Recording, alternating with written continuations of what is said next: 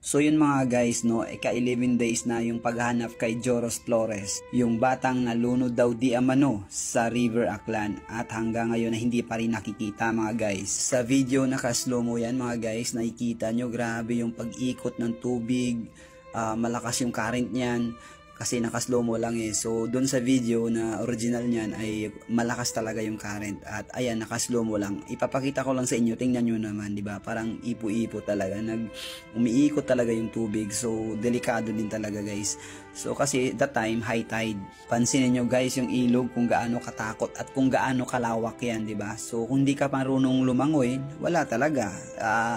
Ano ka talaga, daling ka talaga sa malayo.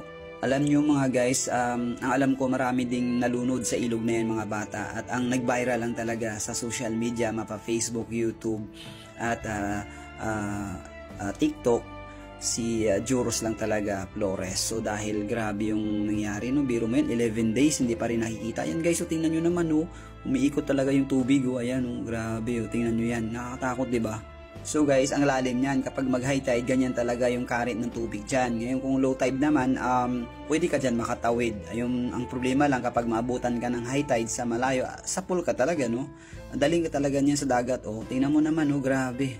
So yan guys, di ba, nakakatakot talaga. Anyway naman, no, sabi sa mga comment sections is 4 hours pa bago na-inform or bago nagsigawan na nalunod na si Joros Flores. Minsan kasi mga guys, paiba-iba din talaga yung kwento, no. So ibig sabihin, ang nakakaalam lang talaga dyan ay yung kasama, no.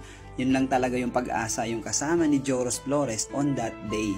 At syempre yung nasa taas lang ay yun lang talaga ang nakatingin sa kanya. Dalangin ng karamihan mga guys, mag-pray lang tayo at sana matagpuan na si Joros Flores. So ayan, no guys, no, amen.